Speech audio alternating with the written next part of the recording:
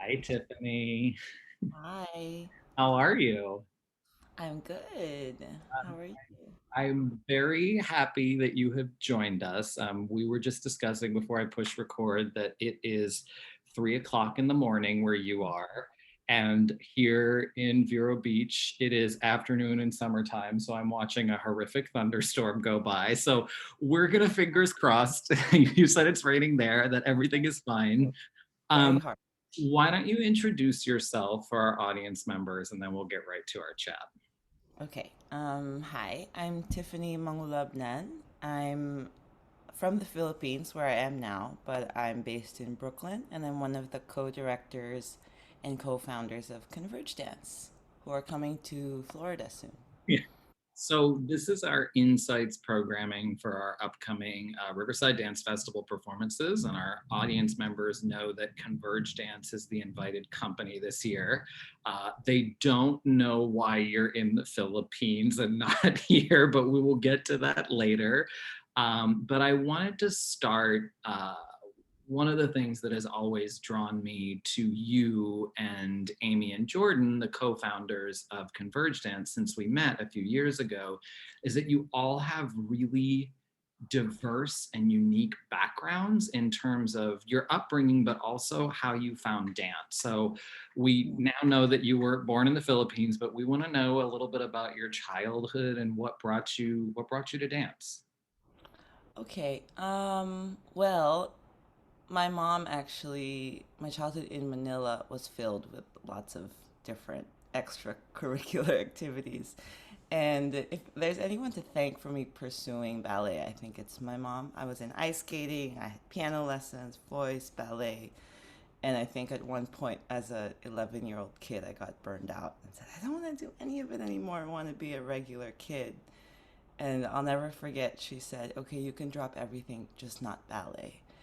And It was one of I those. yeah, it was one of those. And I said, okay, I'll take what I can get, I suppose. And, thank God, because a couple years later, as an advanced ballet student here, my mentor, Catherine Sanchez, said her mentor was coming back to the Philippines from San Francisco, and she was so nervous, like she wanted me to meet him, and said he's gonna expect you to act like you're 25 and you're a professional dancer. I know you're 13, but get it together. And yeah, I met him, worked with him, and that changed my life. He was one of those. He's a Filipino American choreographer, Enrico Labayan, and he was one of those who expected 13-year-old dancers to act like they were 25 and to dance with soul and to be honest and genuine in class and in rehearsal and especially on stage. And I think after that summer working with him, I realized I wanted to do it forever and also go to the States because of him. I have a question before we get a little more into that and how young you were when you sort of took the stage as a professional dancer. But I have a question before that. Was that I won't say overscheduling, but was that plethora of extracurricular activities typical of your peers in the Philippines, or were you unique in that sense? No, no, it wasn't typical. Of course there were other people, my kids my age, doing a lot of different things. But I always felt like I was going to school full time, not to an art school or anything. And and school here for kids, it's really long. It's like 7 a.m. to 4 p.m. every day, and after that, we're all burned out from academics, and they would either go home or go to each other's houses. And I had to run to the ice skating rink or run to a ballet class or run to something. And I started to see this, and everyone was like, "Yeah, we're going over to Angela's house." And I was like, "I don't get to do any of that." Um, and I never really did until I was in charge of my own schedule and I was actually a professional dancer, carved out my own fun time. Because maybe not in terms of the length of the school day in the States, but that plethora of extracurricular activities, it has become fairly typical of kids in the States, like parents wanting them to try and do everything. So it's interesting that you had sort of that unique experience in the Philippines. I want to get back to, so you had that summer around 13 where you were inspired and you knew that dance was what you wanted to pursue. tell us about then the next steps and how you sort of ended up front and center in your home country in terms of ballet. Right. Well, it took a lot of there were a lot of weird winding paths there. But I eventually became an apprentice with the Philippine Ballet Theater. I was 15 when they gave me the apprenticeship contract. Still, I was still under like the tutelage of Catherine Sanchez. You know, Enrico had got back to San Francisco, but it was one of those. I feel like this is something that happens in ballet too, when you have a mentor, like a kind of balance sheen whose words kind of are always in your head when you're dancing, when you're growing up. You just have like someone you feel like you're following. I always felt like I took his teachings with me for a long time when I was a teenager. And then, you know, I went to Lions Ballet to do the summer intensive. I got offered a scholarship to go the year round, or a partial scholarship. And then I got myself injured at the beach here, so I didn't go. And that was, yeah, I was gonna go to San Francisco when I was 18, so I would have been there. I had to forfeit that. And then when I came back to dancing after therapy and rehab, I went back to the Philippine Ballet Theater where I had been an apprentice, and eventually and became a soloist when I came back, and eventually did Swan Lake when I was 20, and it was like the biggest thing that ever happened to me We're here. talking about the lead at Swan Lake for the We're audience. talking about the lead in Swan Lake. The 30-second Swan in the back, like she was the lead in Swan Lake in a major company in your country when you were 20. Yeah, What was that? yeah. I mean, Oh my gosh, it was such a. I I don't want to like put words in your mouth, but Camilo and I have talked to you and Amy and Jordan, your co-directors and co-founders, about how you all got to a point, probably younger than most dancers, where what was typically what most ballet dancers want to achieve was no longer what the three of you wanted.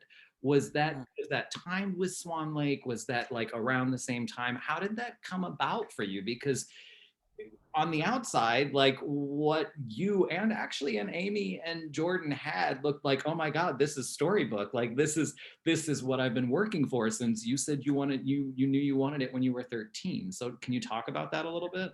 It's true. It is a little bit storybooks, and Swan Lake was kind of the like happily ever after the end. You know, like I remember being a little girl in the Philippine Ballet Theater and wanting nothing but to be Ate is like big sister, so like the senior dancers like Ate Kathy and Julie as Juliet or Ate Leia as whatever.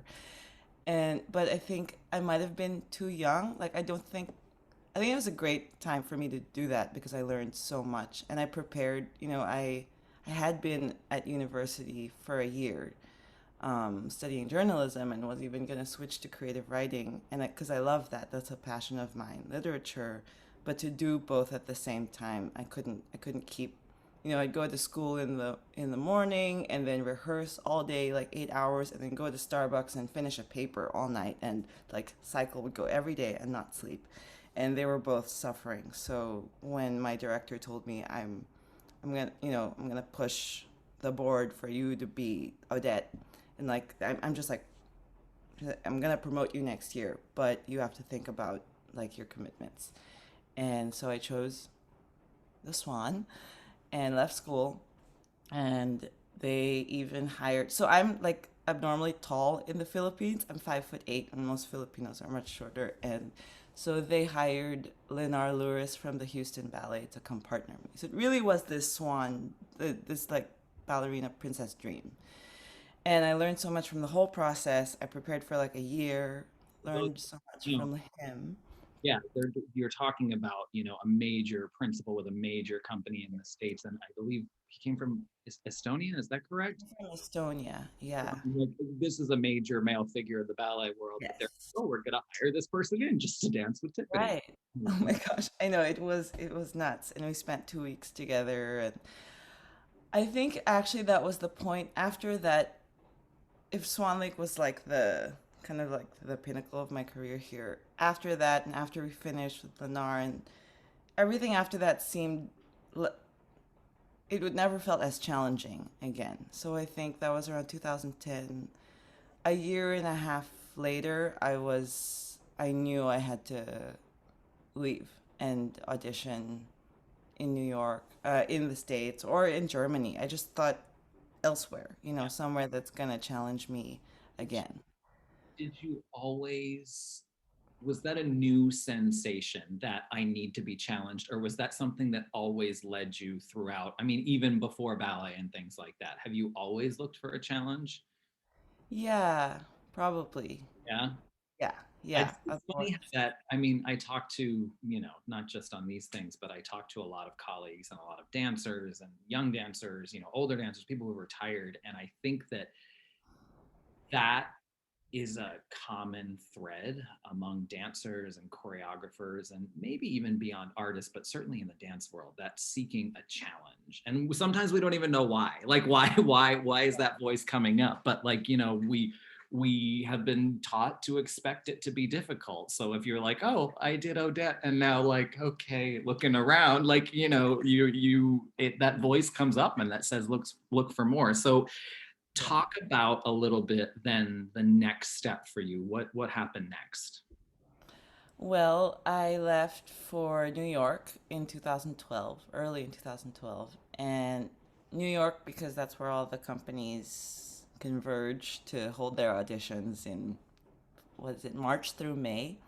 And it was one failed cattle call audition after another, and I nearly, I nearly gave up and went home. And I randomly actually got a gig from taking class at Steps. Somebody asked me to do a gig, so I stayed a little bit longer. And in that slight extension of my stay, past the auditions, um, an audition for Ballet Next popped up, and then I got into Ballet Next with Michelle Wiles and Charles Askegaard and spent 4 years with them. They actually sponsored my first visa. And that's also where I eventually met Amy and Jordan. Yeah. So just half a step back, do you, hindsight being 2020, going to New York and going to all of those cattle calls, do you have any indication what wasn't working? Because I personally, even though I don't audition and I don't really dance anymore, except for my own enjoyment in class, I find it fascinating to hear dancers' experiences with the audition process because it's so personal and it always seems like throwing the dice to me. Yeah. The thing is, it's so personal to us who go to the audition, but I don't think it's very personal to those big companies because they go in there knowing a certain body type, a certain even probably just a certain look. It's sort of it's funny because it's like maybe somehow accepted for certain Broadway roles that you audition for, or the Met, like they're casting for a certain opera and there's a look, but they never say there's a look we're looking for in a ballet company audition, but there always is. So then all these hearts get broken because you're just not, you might be a good dancer, but you don't have the look that we want for this company. That's, I think that that's a really astute observation. And one of the things that I have been sort of heartened with just in the past few years is that I hear more and more advice for young dancers auditioning, like do your research, pull up a video of the company that you are auditioning for. And if you are 5 feet tall and you see everyone is 5'10" to 6'2" on point, like that's fine, but adjust. I mean, they may hire you. Or You the never, opposite. yeah, Yeah. exactly. But adjust your expectations. And I think I mean, that advice was never given to me. I don't know if it was given to you. My advice was just, they're like, go to every single audition you possibly can ever, even if they're not hiring. The miracle, Right. the miracle dance fairy will rain Yeah. down upon you and you'll get a job. And that's probably not the best advice. And also it's not the cheapest advice for Right. That's sure. the other thing. You have to pay to audition. And it Um, hurts. It hurts. so I walked out of one before it started. I had a number and everything. I don't even remember which one it was. I was like, I can't do this anymore. And then I just left. yeah. So talk about can you talk a little bit about your experience at Ballet Next and what was different than, being in a big, I'm assuming classical company in the Philippines than where you ended up in New York? And did Mm. you feel prepared? Did it all of a sudden be like, oh, this is what I was meant to do? What was that like? Wow. No, I don't think it was all of a sudden. It it did. Let's see. In the begin, it kept changing. Ballet Next was like a little bit like a roller coaster, But but hence the name, like the next thing, like in ballet, yeah, like it it was shouldn't always be the same. yeah. It but oh gosh, it was so different because there were four of us who were the first batch of apprentices. One of them now is with Ballet Met or moved on to be with Ballet Met. The other, Lily, went to Ballet Pennsylvania Ballet, and so there were four, literally four of us, and that was the company. And then there was Michelle and Charles who directed and who were also like the principal dancers and brought in their other principal dancer friends, old buddies from New York City Ballet and American Ballet Theater. So for a long time it was surreal to me. Like, oh, now I'm dancing a show with Misty Copeland. Oh, that just, Alessandra Ferry and Michelle and I are talking to her in the hallway because they're old buddies. Like, what's happening? And it was very strange too because coming from I thought about this recently that I think big ballet companies already have this,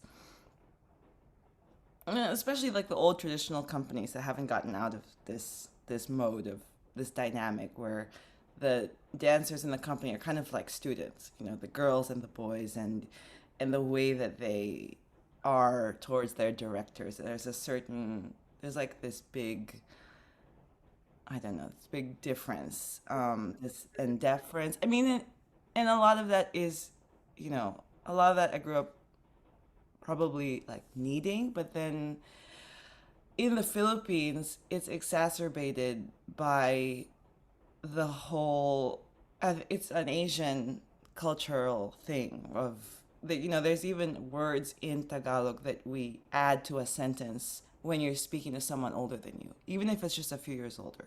And earlier I called Kathy Rose, lots of Ate Kathy. So like if somebody's older, you add big sister or big brother to the beginning of it, even if they're not related to you. It's this respect thing. So it doubles. So it's not like your director is just your director. Your director is also an elder who you already respect, no matter what his job or position is, and then put on top of that the director position. So at Ballet Next, it suddenly felt like I had a voice in rehearsals and I could speak up, even if Michelle and Charles came from bigger companies and still had that aura of, this is um, yeah, it's just totally different. And maybe that's in part just a cultural difference too, and not just, but maybe it's both, like the big ballet company to the small ballet company, and then going from the Philippines to America. And I just want to talk about that for a second.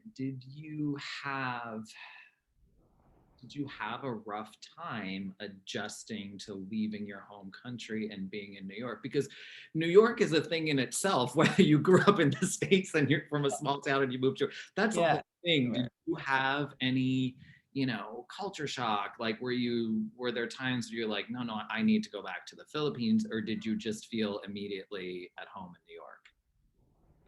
I mostly felt at home in New York. I think a big thing was growing up speaking English in our house, and there was no language barrier for me. I can sort of switch accents back and forth to my Filipino accent and sort of American, whatever, accent. So I think culturally, aside from the little things like food waste that was jarring, and or things like the way you can talk to your ballet teachers, which was liberating actually, those changes. Nothing aside from how hard it was financially to pay my rent, and but then it became an awesome experience because I learned how to bartend and waitress and meet cool people who work in the restaurant industry, have nothing to do with ballet. And yeah, I never felt like running back home. Maybe except when my apartment got robbed. But that was that was like one of those moments where it's like, oh, It's like in speaking to you and Amy and Jordan, like, and also like with Camilo, because he lived in New York for so long. Like, you guys just can literally check off every New York experience that an artist has had, going like da da da da da da da. And I'm like, I don't know. I lived there for a few months on and off over like 20 years. Like, I'm like, it's so magical. It's so beautiful. Like, we have to pay rent for a month. Like, so it's very different. Mine is a little bit more, I think, movie experience of New York oh, City. right, right. Like if you're dipping in and out Oh of yeah, it. you guys are very like, you're real with it. So I want to ask though about, did you have a lot of experience in contemporary dance forms growing up, or was that something, clearly, I mean, you said you got asked to stay at Lines for the year, which I mean is a huge like contemporary company and so many different styles there. But so did you have that experience growing up, or was that something that you sort of acquired over here? I had that experience growing up. I mean, the Philippine Ballet Theater was is a classical ballet company, but I think I was lucky in that I got to work with a lot of different choreographers here who pushed. Although here it's a little bit more, there's classical, neoclassical, and then modern dance, hard modern dance, and most of the modern dance teachers I had here were Graham trained.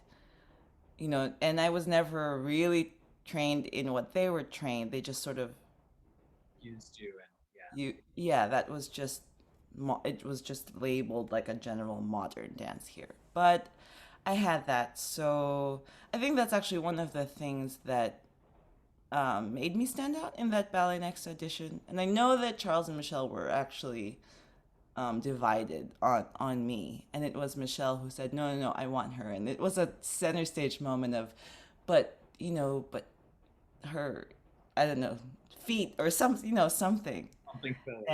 And I'll give it to Michelle that she, for whatever, all we went through after that, she said that she saw my heart or something. And something about the way I moved. Like it was easy for me to adapt to different styles of movement, but I've always had that. And then I learned the feet. She taught me how to use my feet eventually. Well, I mean, that's interesting because a lot of the stuff that you've touched on has been having a mentor that, even though you were young, really expected to see that heart that you were talking about.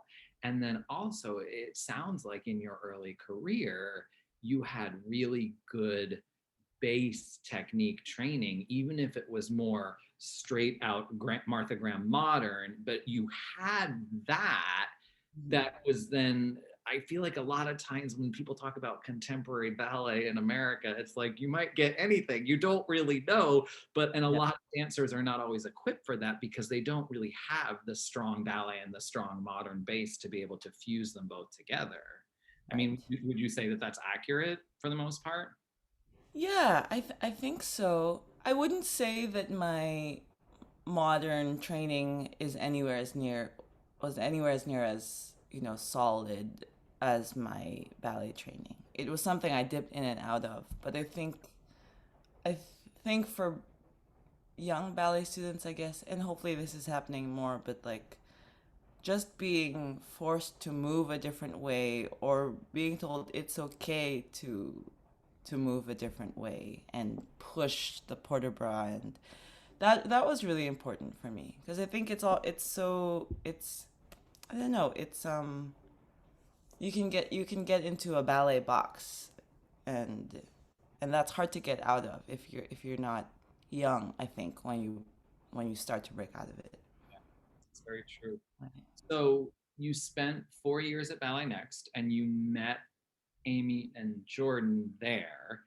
How did this thing called Converge dance? Like, what was the seed? Who suggested it? I don't even know this story. I mean, I You know, don't?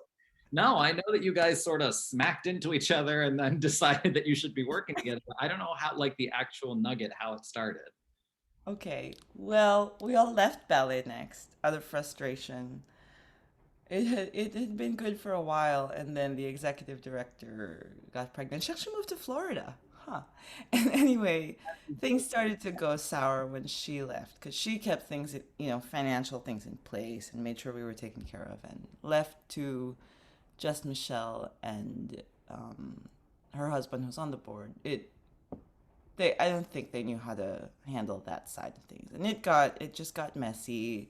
I remember asking for a meeting with them, and they kind of just canceled our season instead of have a meeting with us. So it was just a lot of things, kind of ugly things. But the three of us, and actually this other dancer, Gracie, we felt so connected to each other and felt like we danced so well together that we had this synergy. And we said, why should we stop dancing together if just because we don't dance for Michelle anymore? And it sort of just started as a conversation, like texts back and forth, like we miss each other and let's get in the studio, let's rent our own studio. And it felt like, oh my gosh, like we're wading in these waters we've never treaded in before. But it just kind of started from there. Suddenly we had a gig in a basement bar in the Lower East Side, and my boyfriend at the time was an upright bassist, and I was like, can you just improv with us and we'll do a thing? And it started that way, and we in bars until we got enough feedback. And Gracie eventually sort of dipped out and did her own thing, and the three of us, yeah, we just loved dancing together and felt like we connected. I think it was all improvisations to begin with, where we realized like we're so good at doing this, maybe we could actually become a girl band. No, that was So I wanna like weave in here how you first got connected with us at Ballet Vero Beach. So many of our audience members will remember that a few years ago we had Wendy Wayland, who at the time was a former principal dancer with New York City Ballet, but now is the associate artistic director there. She was down promoting her Restless Creature, and because I'm not shy, I think you know that about me, Tiffany.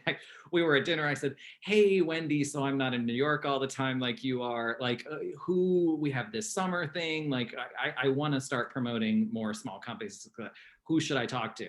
And she literally said, "Oh, konverjdans." And I went, "Cool." Like, oh, who are they? I mean, if Wendy Whalen is your Wow. name, it must be fine. So then I literally went on your guys' website and I just emailed the company address, to come to find out later that because of Jordan's connection at New York City Ballet, like she had talked to Wendy very early on, and you guys sort of getting together and started the company and gotten some advice. Um, but yeah, so then we had you down in the fall of 2018 to sort of do a residency here and get in the studio with Camilo and sort of start to create. And, because of the pandemic, you guys were supposed to come back in 2020, but now it's 2021 and here we are. But the thing that I really want to point out, and hopefully people will decide to either come to the performances here, or we're offering our watch at home, so you can see the whole performance on film, Mm. is that I have always been impressed with everything that you are saying about the three of you and the synergy and the way you guys work together. But I'm impressed that as a group and as a company, you have this uncanny ability to be able to bring in collaborators, but not lose a sense of who the three of you are. And I saw that before the pandemic, but I saw that especially with all of the programming you guys did during the pandemic, all of the dance films, were performing on a rooftop. Like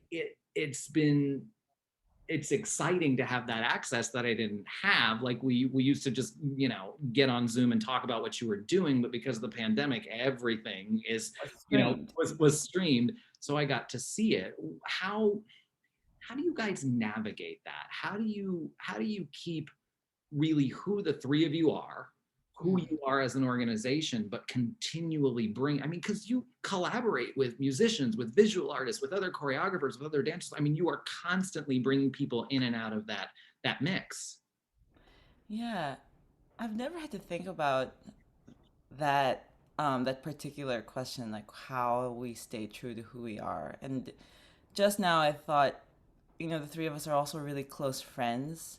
And because of that, we end up necessarily having to be very real with each other. And there's no sort of, it never feels like business, like this is, I'm an artistic director and we're hiring a collaborator. We're always like our real selves with each other. And I think that just influences the people we bring in. It's always sort of a musician friend, it starts that way. Or I feel like we're very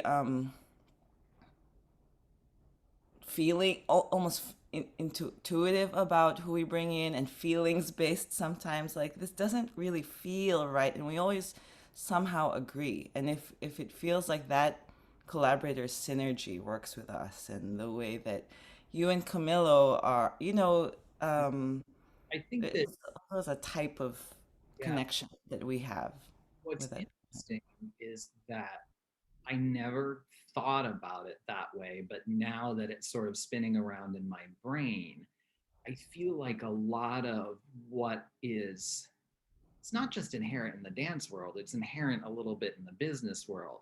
Get the person with the best skill set and the best resume, as opposed to who do you jive with? Like, who do you want to Yeah, even spend? on a personal level. Yeah, And yeah. honestly, when you guys were down here a couple of years ago, and we've seen you guys since in person, and obviously I talked about, Zooming with you guys and everything. When you guys were down here a few years ago and we were just getting to know you three, like Camila and I talked about, like, they really enjoy spending this much time together and doing that much together. And what's so funny is, just to draw a Ballet Vero Beach parallel with that, is when Anders and Catherine joined us here full time at the beginning of last season, I was really clear with them before they signed their contracts. I said, it is literally going to be you two, Camilo and I, in the studio all day, every day. And when we have to go rehearse with our sister company, we're going to be sharing a house in Miami. Like, I mean, there is no, like, we joke Ballet Vero Beach, Getting nowhere, away.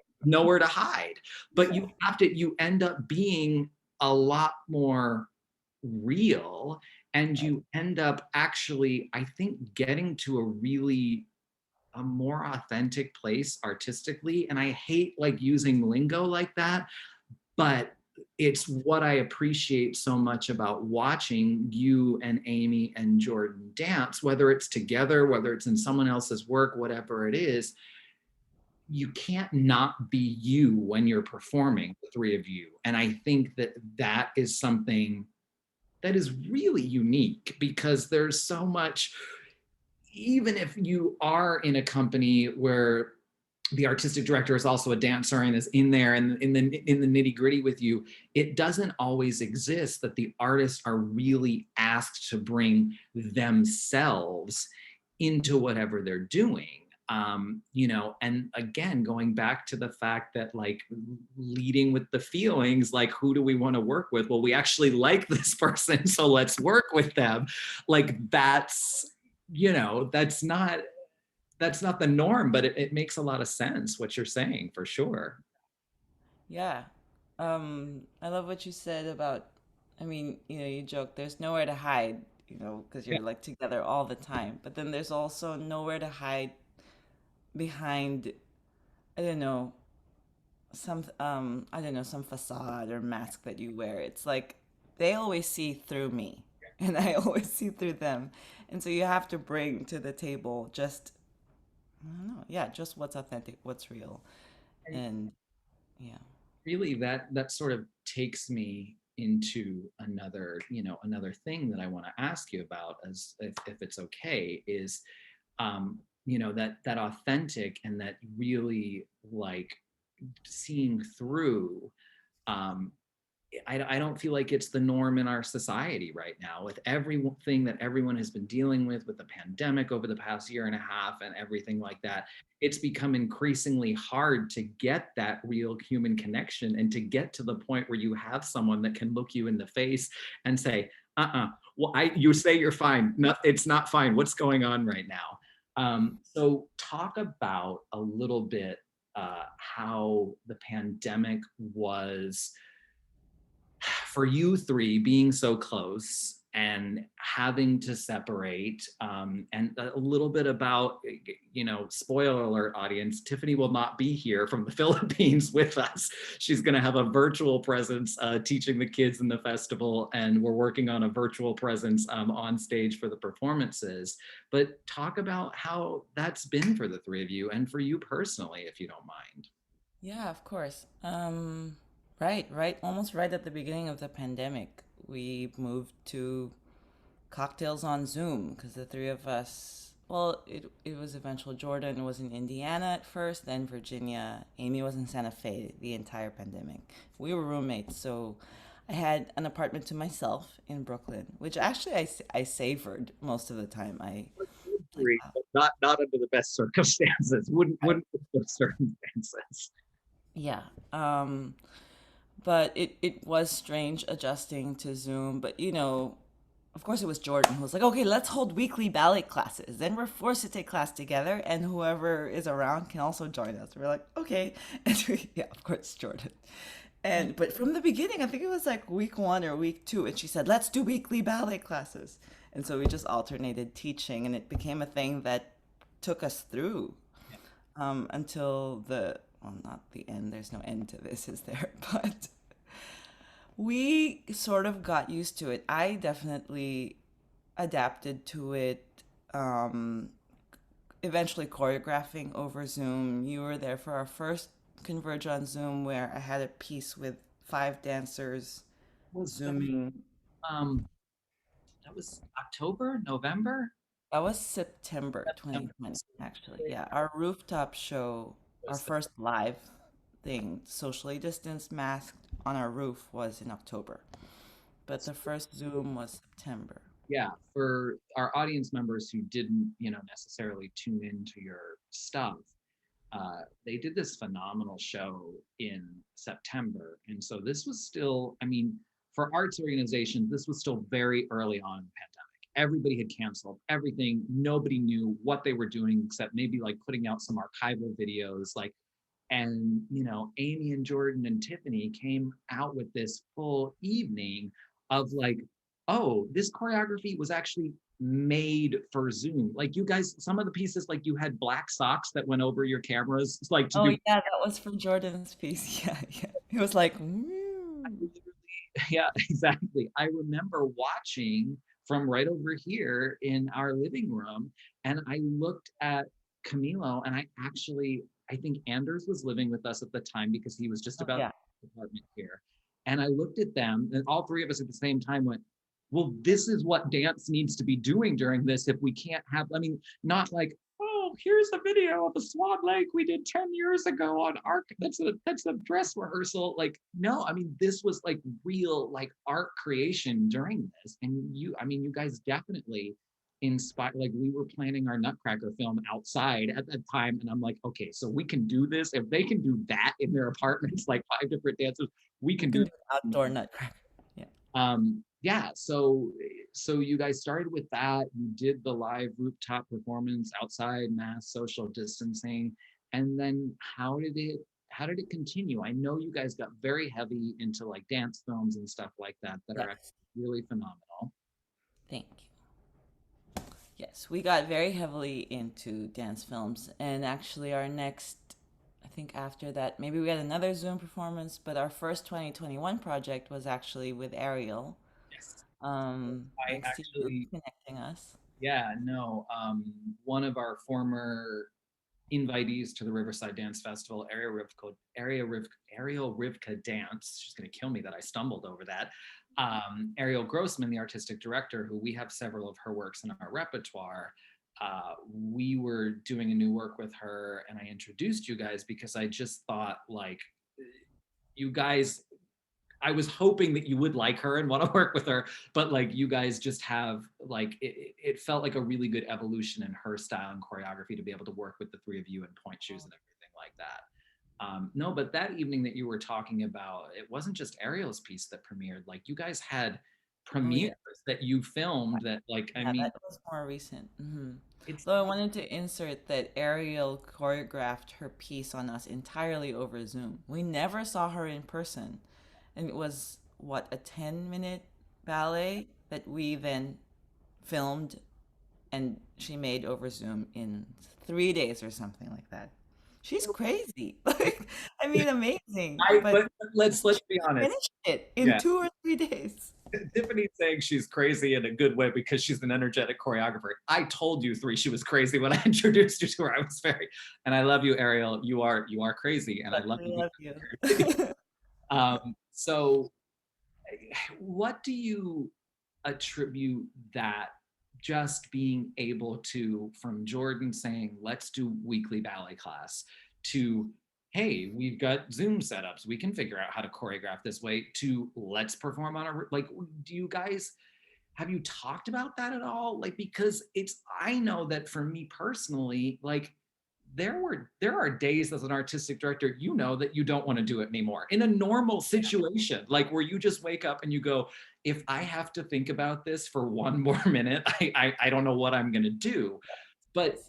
and then to have all of these roadblocks put in front of you about not being able to do what it is you're working so hard at, like there were days and sometimes weeks where I was just like, I don't know how we're going to do it. Have you guys, the three of you, talked about that at all? Like how you got even to this point in it?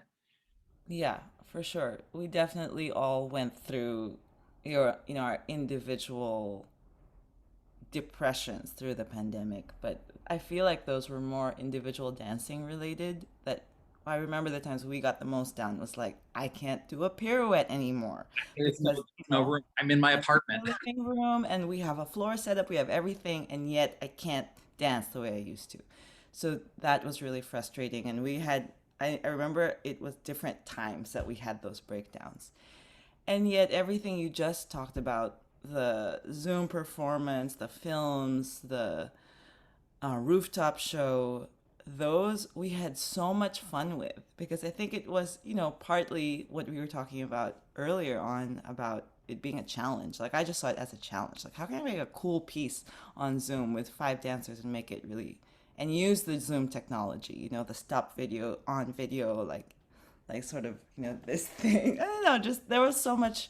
It was fun for me to, and I think for all of us, exciting to adapt um, our expectations of large stages down to like 6 by 10 Marley on our rooftop with a distanced audience.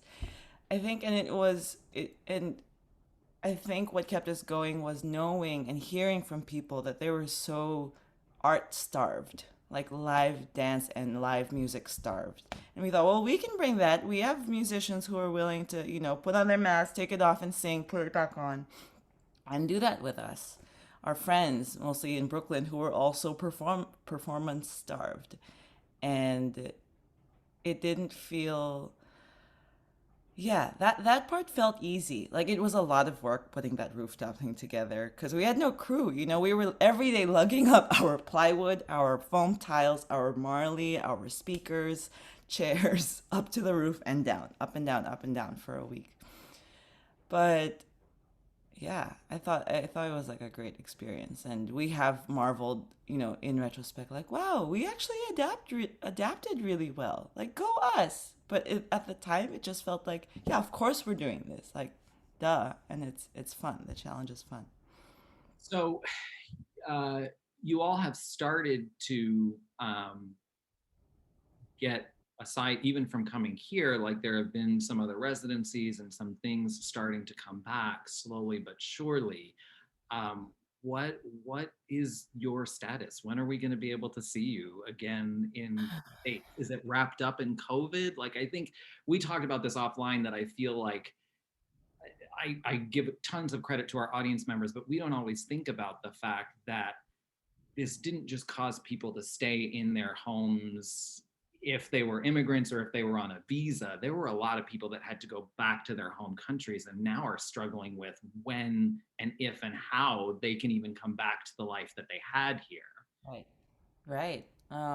Yeah, that's something I've had to come to terms with, or just accept where I am. Early in March, I had to come back to the Philippines to be with my family, and I didn't even think about, and I was in the middle of a visa renewal process. So my O1, which is the visa I'm on, was approved early in 2020. So all of 2020, I was legally in the States working. But the thing with the visa is, as soon as you leave the country, you just have to get it stamped. It's like an easy interview, stamp on the passport, come back. And that's what I've always done. Come to the Philippines, get it stamped, have some time with my family, go back, and I have my visa. But the US Embassy suspended visa operations because of COVID. And it's US embassies around the world. So it is completely tied up with COVID. This has never happened before. And it's hard because it's tied up with the COVID situation both in the States and in the Philippines, where 3% of the 109 million strong population is vaccinated. And now we're seeing that people who are vaccinated are still getting sick. And yeah, I don't know. I think that I don't like when I asked Tiffany to do this chat with me, I said, you know, Tiffany and I can both get up on our political soapboxes very, very quickly. And I said, we're going to try and steer clear of all of that sort of stuff. But the one thing that I have to say is that in regards to the pandemic, I feel like people who are currently in the US are in a very extremely lucky situation, and that there is vaccine availability, that you can at this point probably walk in anywhere that they're giving it and get it if you want it, and you're over the age of 12. And the fact that we're thinking about getting back to our own lives here, but there are so many folks all around the world that are in the situation that you are in, that were a really integral part of our lives before this. I'm thinking about, like, I mean, let's take me out of it. Like Amy and Jordan, like, I mean, you guys are best buds and you used to be physically together 24/7. So I'm just hoping that we can all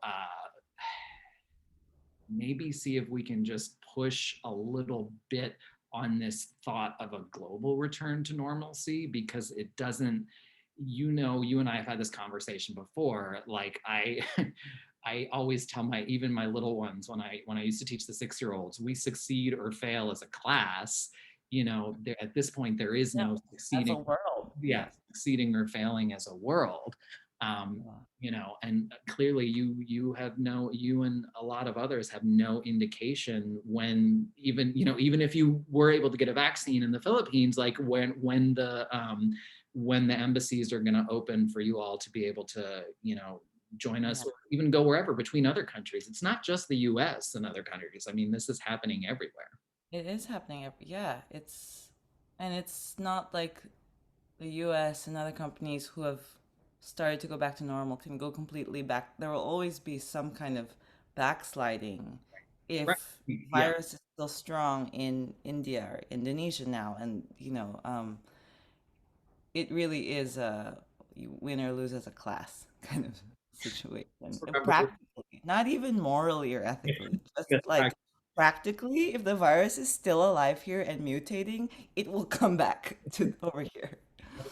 remember So Adam standing in front of the 6-year-olds, telling them not to make fun of each other, and that we succeed or fail as a class, and that's it's where we're going to go.